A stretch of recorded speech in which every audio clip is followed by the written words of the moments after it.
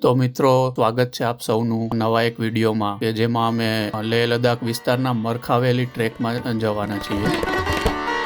હવે લેહમાં એવું સીધા જીરોની સમુદ્ર સપાટીથી 11,000 ફૂટ ઉપર પહોંચીએ એટલે ત્યાં 2 દિવસ એક્લેમેટાઇઝ એટલે ત્યાંના વાતાવરણમાં આપણું શરીર અનુકૂલિત થાય એના માટે 2 દિવસ આરામ કરવાનો હોય છે. તો એના માટે અમે 1 દિવસ વધારે એટલે કે ટોટલ 3 દિવસ આરામ કર્યો. એટલે 2 દિવસ આરામ અને 1 દિવસ ત્યાંના આજુબાજુના ફરવાલાયક સ્થળોએ ગયેલા. પહેલા દિવસે પહોંચ્યા ત્યારે તો એવું કઈ લાગતું નહોતું કે આરામ કરવો પડે, પણ થોડું ચાલ્યા એટલે સાંજે પછી આખા શરીરમાં દુખાવો શરૂ થયો, માથું પકડાણું અને હું ત્યાં એક હોસ્ટેલમાં રોકાણો હતો એક્લેમેટાઇઝેશનના 2 દિવસ માટે. શરૂઆતમાં જ ત્યાં હોસ્ટેલનો સ્ટાફ એટલો સપોર્ટિવ હતો તો એણે ગાઈડન્સ આપ્યું કે ખૂબ પાણી પીવાનું અને હળવો ખોરાક લેવાનો અને આરામ જ કરવાનો, ક્યાંય ફરવા જવાનું નહીં, ક્યાંય બહાર નીકળવાનું નહીં અને મનને સતત પ્રવૃત્ત રાખવાનું, ખોટા વિચારો ન આવે એવી જગ્યાએ. ત્રીજા દિવસે અમે પછી લેહ પેલેસ જોવા નીકળ્યા. ત્યાંથી લગભગ નજીક ચાલીને જઈ શકાય એમ તો જવું હોય તો. આ જો દૂરથી આ લેહ પેલેસ દેખાય છે. થોડા ઉપર પહોંચ્યા પછી લેહની આ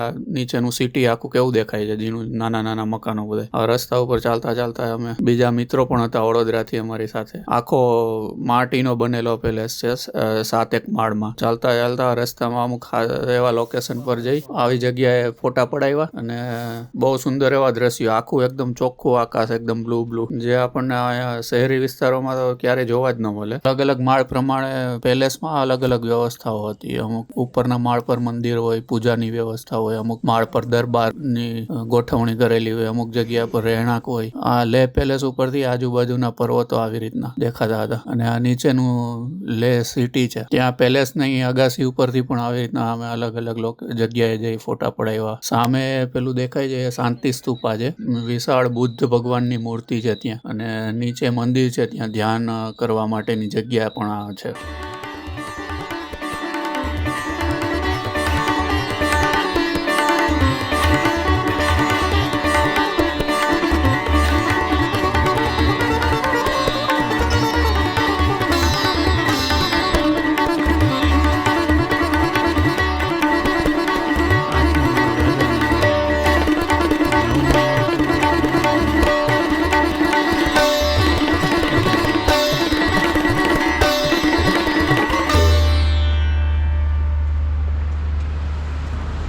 લેહ પેલેસ જોયા બાદ અમે પાછા લેહની ગલીઓમાંથી નીકળ્યા. એમાં આવું એક ઝાડ દેખાણું, એપ્રિકોટનું ઝાડ હતું, જેટલા પાંદડા એટલા જ ફ્રૂટ દેખાય એમાં. પછી એપ્રિકોટ કા હિન્દી ક્યાં હોતા? શાંતિ સ્તૂપા અમે ટ્રેકિંગ કર્યું એક નાનું એવું. શરૂઆતમાં પગથિયા આવે અને નાના નાના સ્તૂપાઓ તો અનેક રસ્તામાં જોવા મળે. વાહ!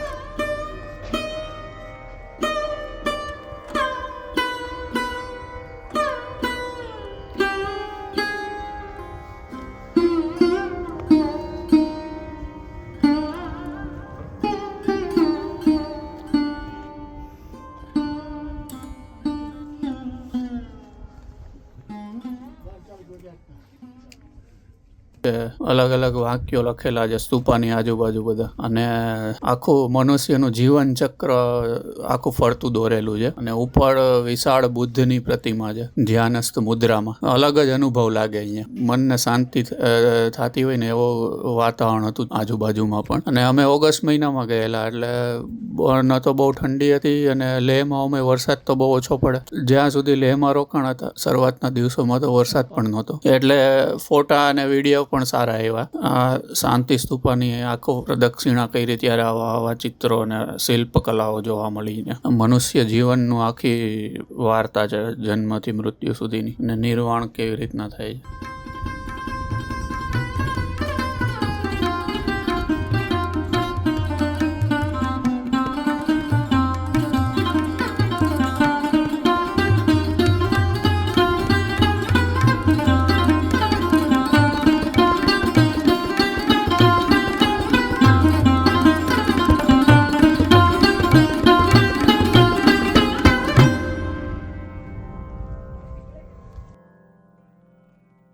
શાંતિ સ્તૂપાથી અમે નીચે આવતા હતા ત્યારે રસ્તામાં આવા ત્યાંના સ્થાનિક ઘરો છે કે જેમાં માટીઓથી જ બનાવેલા અલગ અલગ વસ્તુઓની દુકાનો લોકલ ત્યાંના સ્થાનિક લોકોએ બનાવેલી.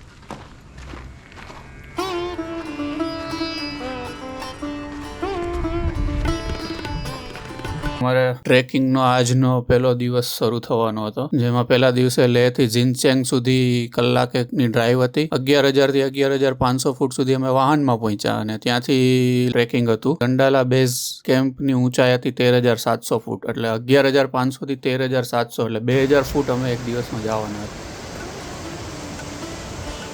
શરૂઆતમાં જ આ રૂમબક નદીના કાંઠે કાંઠે ચાલવાનું હતું. રૂમબક નદી આગળ જઈને મળી જાય છે ઇન્દુસ રિવરમાં.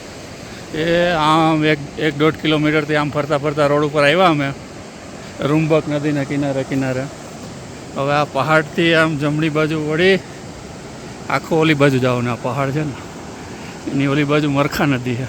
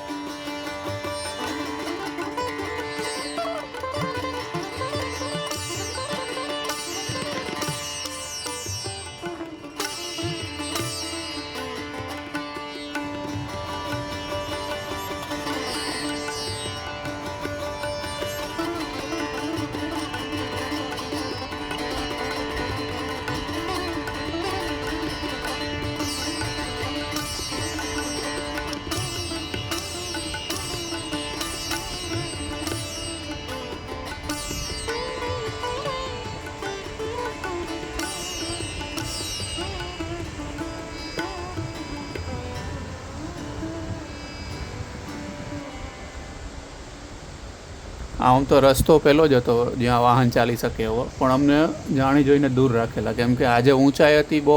એક જ દિવસમાં વધારે ઊંચાઈ એલિવેશન સુધી જવાનું હતું, એટલે તમે બહુ જલ્દી જતા રહો એલિવેશનમાં તો તમને માઉન્ટેન સિકનેસના સિમ્ટમ લાગુ પડી જાય. એટલે અમને આજે ચાલવાનું રાખ્યું. છેક સુધી વાહનનો રસ્તો હતો યુરુત્સેના ઘર સુધી જવાનું, જ્યાં અમારો રાત્રિ રોકાણ હતું. રૂમબક નદીને જોતા જોતા અલગ અલગ જગ્યા એવા અદ્ભુત દ્રશ્યો છે, ઊંચા ઊંચા પહાડો. ધીમે ધીમે હેમિસ નેશનલ પાર્કમાં એન્ટર થયા. હેમિસ નેશનલ પાર્કમાં એ અલગ અલગ, જો તમારું નસીબ હોય તો ત્યાંના જંગલી પ્રાણીઓ જોવા મળે. તિબેટિયન વરુ છે, રેડ ફોક્સ છે, લદ્દાખી યુરિયલ છે.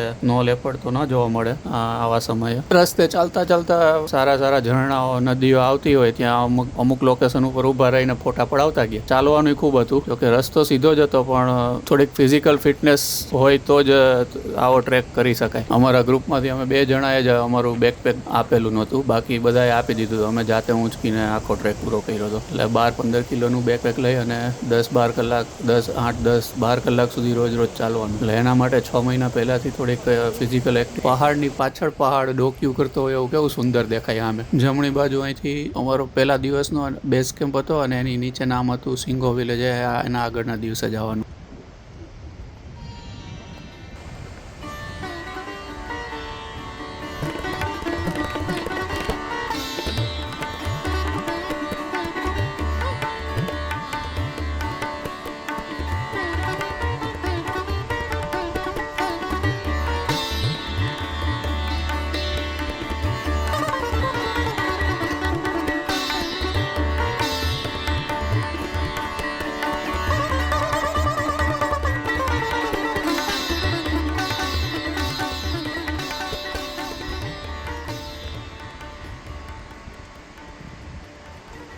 નીચે ખીણમાં જ્યાં નદી હતી એની આસપાસ આવી લીલોતરી હતી, વચ્ચે વચ્ચે કોઈક ઘર દેખાઈ જાય. ત્યારે વિચારતા એ લોકો આવી જગ્યાએ કેવી રીતના રહેતા હશે. તો આવા અંતરિયાળ વિસ્તારોમાં, લદ્દાખમાં પણ આવી જગ્યાએ તમને મોબાઈલના ટાવર દેખાય.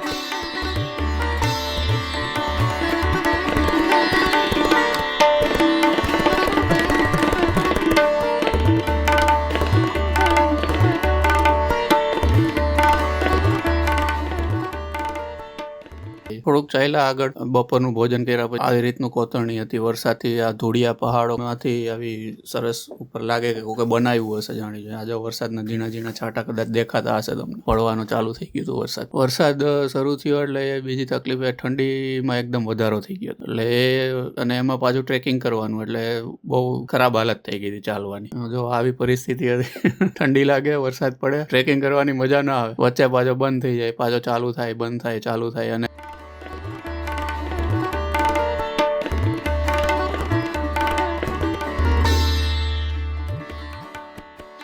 એક જગ્યાએથી આવો રસ્તો હતો, 1 ફૂટ જ હોય, નીચે સીધી ખીણ હોય અને વરસાદ પડતો હોય એટલે હાચવીને એકદમ ચાલવું પડે. હિંમત કરી અને સાવચેતીથી મેં રેકોર્ડિંગ કરતા કરતા નીકળો આગળ. ત્યાંથી 2 રસ્તા હતા. એક વાહન વાળો રસ્તો 2-3 કિલોમીટર ફરીને પહોંચે. અમુક લોકો એ રસ્તે પહોંચી ગયા તો થોડુંક લાંબુ ફરીને પહોંચ્યા અને આખા રસ્તે માર્કિંગ જ હતું.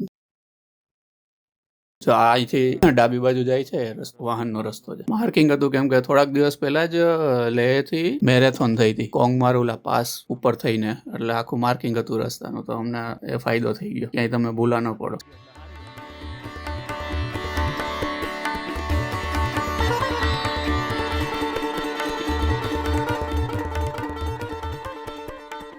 આ દૂરથી અડધા કિલોમીટરથી દેખાઈ ગયો આજનો અમારો બેઝ કેમ્પ. નીચે આખા ખેતરો હતા, જે એક જ ઘર છે, લોકો જ અહીંયા ખેતી કરે છે ને એવું.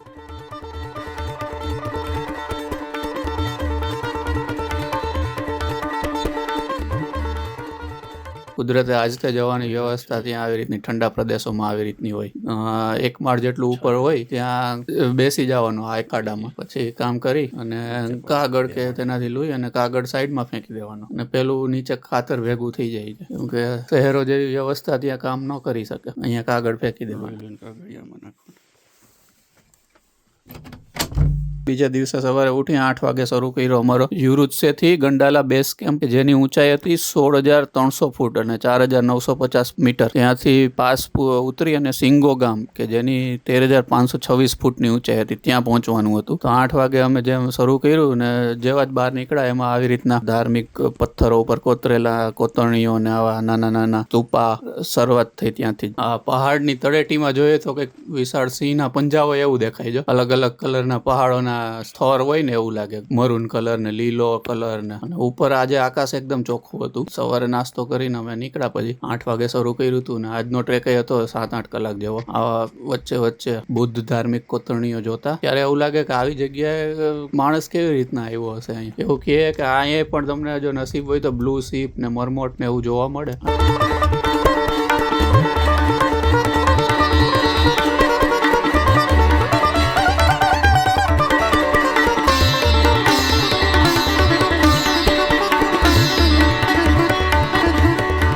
આગળનો પહાડ કેવો હોય, 3-4 કલરના શેડમાં. વિડીયોમાં તો બરોબર ન દેખાય, પણ તમે નજરે જોવો તો એવું જ લાગે કે કેવી કુદરતની અજાયબી છે. પર એકદમ ચોખ્ખું આકાશ છે. આવી રીતના ધીમે ધીમે ધીમે ચાલતા અમે ગંડાલા પાસ ધ્યાનમાં રાખીને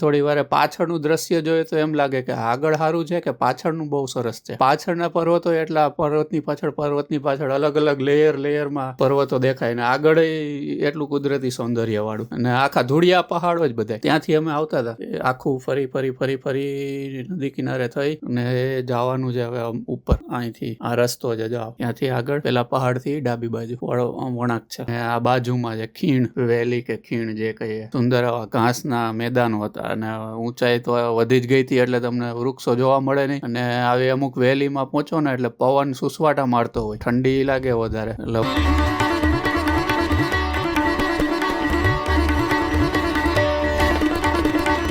ઊનની ટોપી કાઢી લીધી. પછી મેં તો ફોટોગ્રાફી તો કરવાની જ હોય. હારા સિનરી આવતા જ જાય અને મરમોટે જોવા મળ્યા હતા રસ્તામાં. પછી અમે પહોંચી ગયા ગંડાલા પાસે.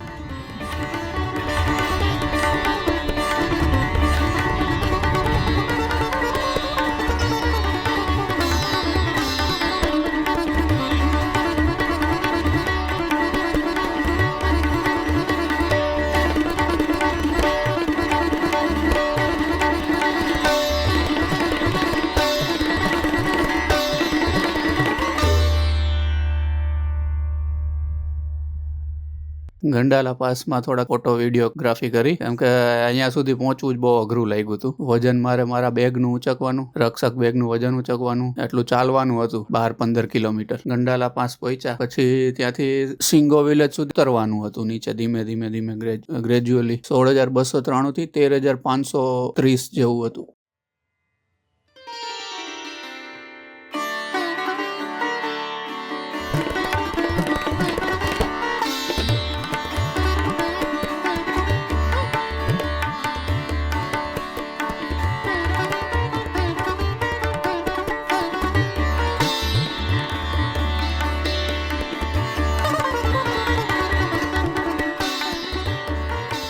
એ બાજુમાં એક નદી આવતી હતી, તો આગળ એક જગ્યાએ લંચ બ્રેક લીધો હતો. સાંજના 5-6 વાગ્યાએ છે અમે સિંગો ગામમાં પહોંચ્યા. ત્યાં હોમસ્ટેમાં અમારો ઉતરાણ હતું આજની રાતનું, અને ત્યાં ગરમ પાણીની વ્યવસ્થા હતી, એટલે સોલરનું ગરમ પાણીથી મેં તો જઈને નાહી લીધું. પણ પછી ખબર પડી કે નો નાહ્યો હોત તો સારું હતું, કેમ કે નાહ્યા પછી ઠંડી અચાનક જ લાગવા માંડી. તો નાહીને પછી બેગ હરખી વ્યવસ્થિત કરી, કપડાં સૂકવી અને કરીને અમે આરામ કર્યો.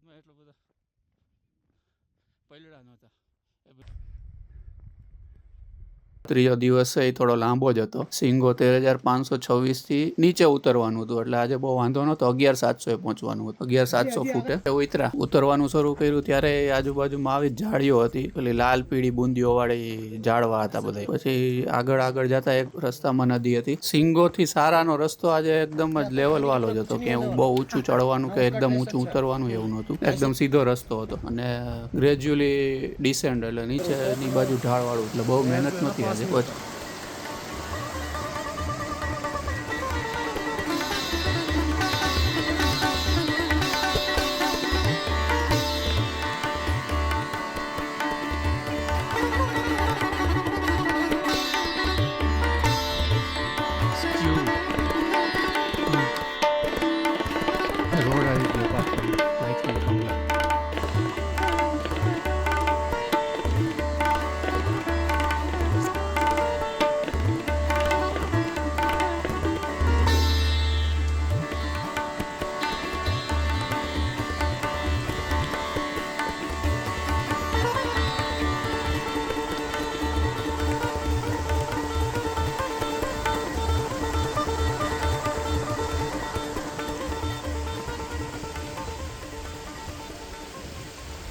વચ્ચે જૂની મોનેસ્ટ્રીઓ અને એવું બધું દેખાતું આવે. અમુક હતી એવી ટેકનિકલ થોડી નાની એવી ઉતરવામાં, કેમ કે ધૂળવાળા અને પહાડવાળા પથ્થર, નાના પથ્થરવાળા રસ્તા હતા, એટલે આંચવીને પગ ઉપર ભાર દઈને જ ઉતરવાનું.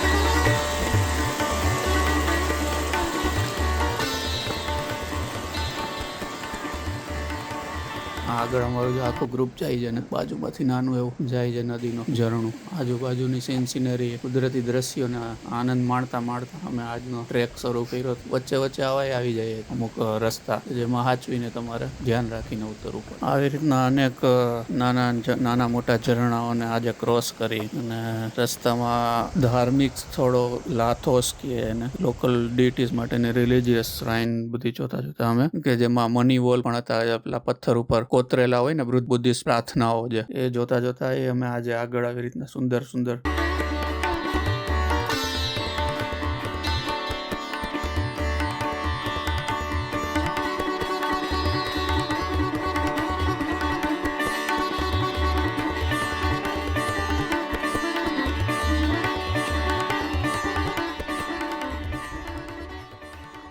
એક જગ્યાએ મેદાન આવી ગયું. ત્યાંથી તો આવી સુંદર એક બાજુ લીલોતરી જ હતી આખી, એની બાજુમાં નદી ચાલતી હોય, અને આ જંગલ ખાતાઓએ આખી એની બાઉન્ડ્રી બનાવી હતી. લોકો અંદર જઈને ઔષધિઓના ઝાડવા હતા, એમાં જે સી બકથોર્ન કે એના વધારે પડતા ઝાડવાઓ હતા. કુદરતી રીતના લદ્દાખમાં ઉગી આવે છે. કેવા ઊંચા પહાડો એક બાજુ, અને એક બાજુ નદી.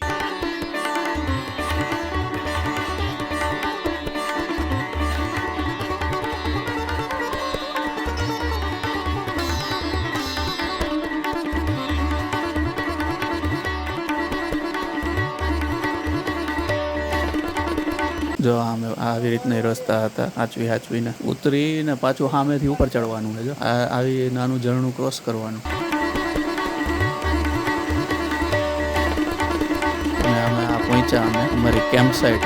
મિત્રો ધન્યવાદ આ વિડીયો જોવા બદલ, અને આગળનો ભાગ બીજા વિડીયોમાં કન્ટિન્યુ આવશે, તો એ પણ તમે જોજો, મજા આવશે.